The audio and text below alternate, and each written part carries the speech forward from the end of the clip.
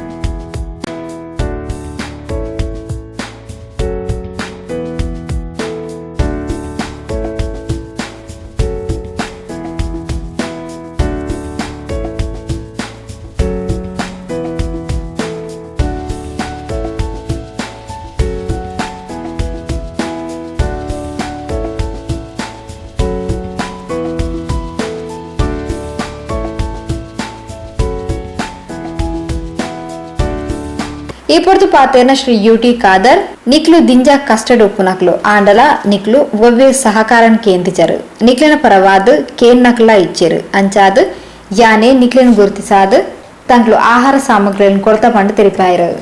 ಇವತ್ತು ಬಹುಶಃ ತಾವು ಯಾವ ಅಡುಗೆ ಕೆಲಸ ತಾವು ಶಾಲೆಯಲ್ಲಿ ಮಾಡ್ತಾ ಇದ್ದೀರಾ, ನೀವು ಅತ್ಯಂತ ಕಷ್ಟದಲ್ಲಿರುವಂಥ ವರ್ಗ. ನಾನು ಬಹುಶಃ ಈ ಹಿಂದೆ ಅಲ್ಲ, ನಾನು ಹಿಂದೆ ಶಾಸಕನಾಗಿದ್ದಾಗ ಬರೀ ನಿಮಗೆ 600 ರೂಪಾಯಿ 800 ರೂಪಾಯಿ ಮಾತ್ರ ಸ್ಯಾಲರಿ ಇತ್ತು. ಇದನ್ನು ಬಹುಶಃ ನಾನು ಪ್ರತಿಯೊಂದು ಶಾಲೆಗೆ ಹಿಂದೆ ಹೋಗ್ತಾ ಸಂದರ್ಭದಲ್ಲಿ ಆವಾಗ ಗಮನಕ್ಕೆ ತಂದಾಗ ನಾನು ವಿರೋಧ ಪಕ್ಷ ಶಾಸಕನಾಗಿ ಕೂಡ ಅಸೆಂಬ್ಲಿಯಲ್ಲಿ ಜಾಸ್ತಿ ಮಾಡಬೇಕಂತ ಚರ್ಚೆ ಕೂಡ ಮಾಡಿದ್ದೆ. ಸಿದ್ದರಾಮಯ್ಯ ಸರ್ಕಾರ ಬಂದ ನಂತರ ಜಾಸ್ತಿ ಮಾಡಬೇಕಂತ ಹೇಳಿ ಅವರು ಶಿಕ್ಷಕತ್ವ ಹಿಡಿದುಕೊಂಡು ಶಿಕ್ಷಣ ಇಲಾಖೆಯಿಂದಲೇ ನಿಮಗೆ ಹೆಚ್ಚುವರಿಯಾಗಿ ಸ್ವಲ್ಪ ಮಟ್ಟಿನ ವೇತನ ಜಾಸ್ತಿ ಆಗಿದೆ. ಅದೇನು ಕೂಡ ಬೇರೆ ಇಲಾಖೆ ನೋಡುವಾಗ ಅಥವಾ ಬೇರೆ ಒಂದು ಇದನ್ನು ನೋಡುವ ಯಾವುದೂ ಕೂಡ ಸಾಕಾಗಲಿಕ್ಕೆ ಇಲ್ಲ. ಮತ್ತು ನೀವು ಈ ಒಂದು ಸಂದರ್ಭದಲ್ಲಿ ಅತ್ಯಂತ ಕಷ್ಟದಲ್ಲಿದ್ದ ಕುಟುಂಬಸ್ಥರು ಕೂಡ ನೀವೇ. ಇನ್ನು ಯಾವುದೇ ರೀತಿಯ ಸಹಕಾರ ಕೇಳೋದು ಯಾರಂದ್ರೆ ನೀವೇ. ಯಾಕೆ ನಿಮ್ಗೆ ಕೇಳುವಂತ ಶಕ್ತಿಯೂ ಇಲ್ಲ ಅಥವಾ ನಿಮ್ಮ ಪರ ಕೇಳುವಂತ ಒಂದು ವ್ಯಕ್ತಿಗಳು ಕೂಡ ಇರಲಿಲ್ಲ. ಆದ್ರಿಂದ ನಾವೇ ಗುರುತಿಸಿಕೊಂಡು ನಾನು ಇವರು ಮುದ್ದಕ್ಕಾಯಿ ಮತ್ತು ವಿಜಯಕಾಯಿ ಚರ್ಚೆ ಮಾಡಿ ನಾವೆಲ್ಲರಿಗೆ ಕೂಡ ನಾವು ಸಹಕಾರ ಕೊಟ್ಟಿದ್ದೇವೆ. ನಾವು ಎಲ್ಲ ಊರೂರಿಗೆ ಯಾಕೆಂತ ಹೇಳಿದ್ರೆ ಅದು ನಮ್ಮ ಹತ್ರ ಬಹಳಷ್ಟು ಅನುಕೂಲ ಇದೆ ಅಂತ ಕೊಟ್ಟಂತಲ್ಲ, ಇದೊಂದು ಕಷ್ಟದ ಕಾಲ ಮತ್ತು ಮಾನವೀಯತೆ ಕಾಲ. ನಾವು ಈಗ ಒಬ್ಬರಿಗೊಬ್ಬರು ನಾವು ಸಹಕಾರ ಕೊಡದಿದ್ರೆ ಮತ್ತೆ ಯಾವ ಕಾಲ ಬರಲಿಕ್ಕೆ ಸಾಧ್ಯತೆ. ನಮ್ಮ ಜೀವಮಾನದಲ್ಲಿ 60 ದಿವಸನ ಲಾಕ್ಡೌನ್ ಮಾಡಿದ ನಾವೆಲ್ಲಿ ಕೂಡ ನೋಡಲಿಲ್ಲ. ಎಲ್ಲ ಧಾರ್ಮಿಕ ಕೇಂದ್ರಗಳು ಬಂದಾಗದು ಕೂಡ ನಾವು ನೋಡಲಿಲ್ಲ. ಅದು ಮನೆಯಿಂದ ಹೊರಗೆ ಬರೋದು ಯಾರಿಗೆ ಕೆಲಸ ಇಲ್ಲದ ಕೂಡ ನೋಡಿದ ಪರಿಸ್ಥಿತಿಯಲ್ಲಿ ನಾನು ಸಣ್ಣದಿಂದ ಇಲ್ಲಿಯ ತನಕ ನಾನು ನೋಡಲಿಲ್ಲ, ಇದು ನೋಡ್ಲಿಕ್ಕೆ ಉಂಟಾ ಇಲ್ಲ ಅಂತ ಗೊತ್ತಿಲ್ಲ. ಈ ಕಾಲದಲ್ಲಿ ನಮ್ಗೆ ಎಷ್ಟೇ ಸಮಸ್ಯೆ ಇದ್ರೂ ಕೂಡ ನಾವೇನಾದ್ರೂ ಮಾಡಿಕೊಂಡು ಯಾರೆಲ್ಲ ಸಮಸ್ಯೆಗಳು ಇರ್ತಾರೆ ಅವರಿಗೆ ಸಾಂಕೇತಿಕವಾಗಿ ಅವ್ರ ಜೊತೆ ನಾವು ಕೂಡ ಇದ್ದೇವೆ ಎಂಬ ಆ ಭಾವನೆ ಮಾಡಲಿಕ್ಕೆ ಬೇಕಾಗಿ ನಾವೀಗ ನಿಗದಿಪಡಿಸಿ ಬಹುಶಃ ನಿಮಗೆ ಇವತ್ತೊಂದು ನಮ್ಮಿಂದ ಆಗುವಂಥ ಸಾಂಕೇತಿಕವಾದ ಸಹಕಾರ ಕೊಡಲಿಕ್ಕೆ ನಾವು ಬಂದದ್ದು. ಇದೇನು ದೊಡ್ಡ ವಿಚಾರ, ಅದೇನೋ ಒಂದು ಶಾಶ್ವತವಾಗಿ ನಿಮಗೆ ಸಮಸ್ಯೆ ಪರಿಹಾರ ಆಗುವಂತಲ್ಲ. ಆದರೆ ಈ ಒಂದು ನಮ್ಮ ಒಂದು ಸಹಕಾರದ ಮುಖಾಂತರ ಸರ್ಕಾರ ಕಣ್ಣನ್ನು ಓಪನ್ ಮಾಡಬೇಕು. ಜಿಲ್ಲಾ ಆಡಳಿತ ಮತ್ತು ಜಿಲ್ಲಾ ಪಂಚಾಯತ್ ಅವರ ಕಣ್ಣನ್ನು ತೆರಿಬೇಕು. ಈ ವರ್ಗದ ಜನಸಾಮಾನ್ಯರು ತಳಮಟ್ಟದಲ್ಲಿ ಯಾರು ಕೆಲಸ ಮಾಡ್ತಿದ್ದಾರೆ ಅವರಿಗೆ ಕೇಳುವಂಥ ಶಕ್ತಿ ಇಲ್ಲದಿದ್ದರೆ ಅವರ ಕಾಲು ಬುಡಕ್ಕೆ ಹೋಗಿ ಪರಿಹಾರವನ್ನು ವಿತರಣೆ ಮಾಡುವಂಥ ಪರಿಹಾರ ಕೂಡ ಜವಾಬ್ದಾರಿ, ಅದು ಸರ್ಕಾರದ ಜವಾಬ್ದಾರಿ. ಅದಕ್ಕಾಗಿ ಬಹುಶಃ ಈ ಒಂದು ವಿಚಾರ ಹೇಳಲಿಕ್ಕೆ ನಾನು ಇವತ್ತು ಬಯಸ್ತೇನೆ. ಸರ್ಕಾರ ಇವತ್ತು ಬೇರೆ ಪ್ಯಾಕೇಜ್ ಮಾಡುವಾಗ ಬೇರೆಯವರಿಗೆ ರಿಕ್ಷಾ ಚಾಲಕರಿಗೆ ಮತ್ತು ನಮ್ಮ ಕಟ್ಟಡ ಕಾರ್ಮಿಕರಿಗೆ 5,000 ರೂಪಾಯಿ ಯೋಜನೆ ಹಾಕುವಾಗ ಯಾರು ತಳಮಟ್ಟದ ಸಮಾಜದಲ್ಲಿ ಕೆಲಸ ಮಾಡ್ತಿದ್ದಾರೆ, ಯಾರು ಅತ್ಯಂತ ಸಂಕಷ್ಟದಲ್ಲಿದ್ದಾರೆ ಮತ್ತು ದುಡಿಲಿಕ್ಕೆ ಈಗ ಶಾಲೆ ಕೂಡ ಇಲ್ಲದಂತ ಪರಿಸ್ಥಿತಿ, ಅಂಥವರಿಗೆ ಕೂಡ ನೇರವಾಗಿ ಇವತ್ತು ಅನುದಾನವನ್ನು ಕೊಡುವಂಥ ವ್ಯವಸ್ಥೆ ಮಾಡಬೇಕು. ಮತ್ತು 20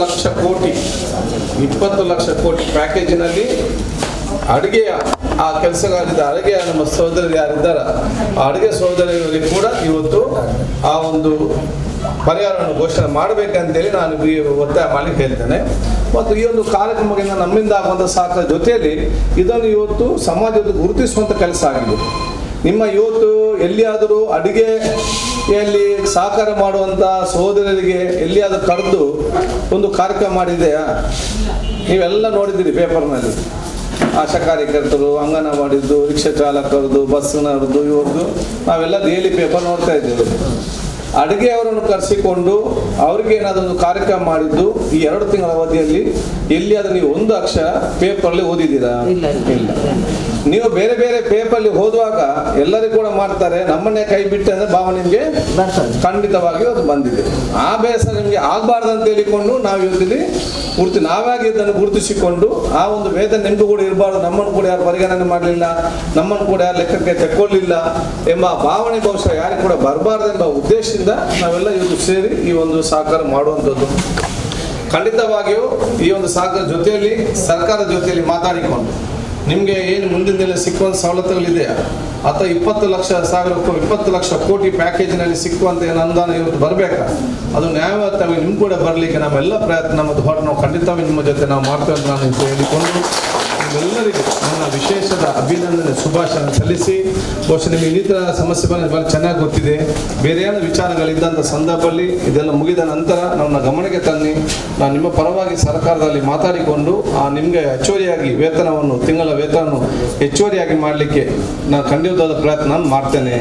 ಅಲ್ಲಿ ಏನಕ್ಕೆ ಅಧಿಕಾರಿಗಳಿಗೆ ಏನು ಹೇಳ್ತಾರೆ ಅಂತ ಹೇಳಿದರೆ, ನಾನು ಹೇಳಿದಾಗ ಅದು ಬಸ್ಟ್ ಆ ಒಂದು ಬೆಳಿಗ್ಗೆಂದ ಆ ಟೈಮಲ್ಲಿ ಮಾತ್ರ ಅಡುಗೆ ಮಾಡಿ ಬಂದು ಹೋಗುವುದಂತ ಅವರ ಲೆಕ್ಕ. ಇಲ್ಲಿ ಏನಾಗಿದೆ, ನೀವು ಅಡುಗೆ ಎಲ್ಲ ಕೆಲಸ ನಿಮ್ಮ ಹತ್ರ ಮಾಡಿಸ್ತಾರೆ. ಅವ್ರ ಲೆಕ್ಕ ಹಿಡಿದು ಯಾಕೆ ನಾವು ಇಷ್ಟು ಕೊಡೋದು ಯಾಕೆ ಅಂತ ಹೇಳಿದ್ರೆ ಅದು part time job, full time job ಅಲ್ಲ. ಇಷ್ಟು ಗಂಟೆಗೆ ಬಂದು ಅಡುಗೆ ಮಾಡಿ ಹೋಗುವುದಂತ ಅವ್ರ ಲೆಕ್ಕ.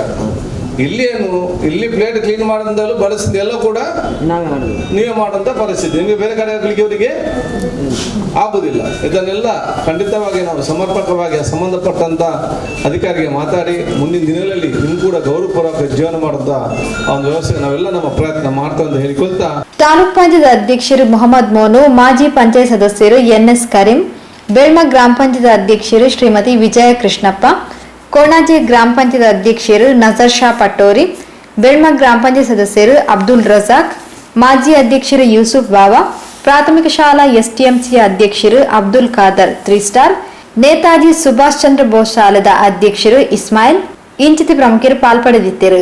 ಬೇಳ್ಮ ಗ್ರಾಮ ಪಂಚಾಯತ್ ಉಪಾಧ್ಯಕ್ಷರು ಅಬ್ದುಲ್ ಸತ್ತಾರ್ CM ಎತ್ಕೊಂಡಿರು.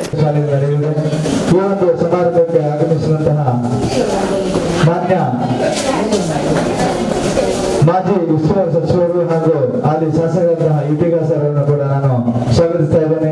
ಅದೇ ರೀತಿ ಮಂಗಳೂರು ತಾಲೂಕ್ ಪಂಚಾಯತ್ ಅಧ್ಯಕ್ಷರಾದ ಮೊಹಮ್ಮದ್ ಮೋಹನ್ ಕೂಡ ನಾನು ಸ್ವಾಗತಿಸ್ತಾ ಇದ್ದೇನೆ. ಮಾಜಿ ಜಿಲ್ಲಾ ಪಂಚಾಯತ್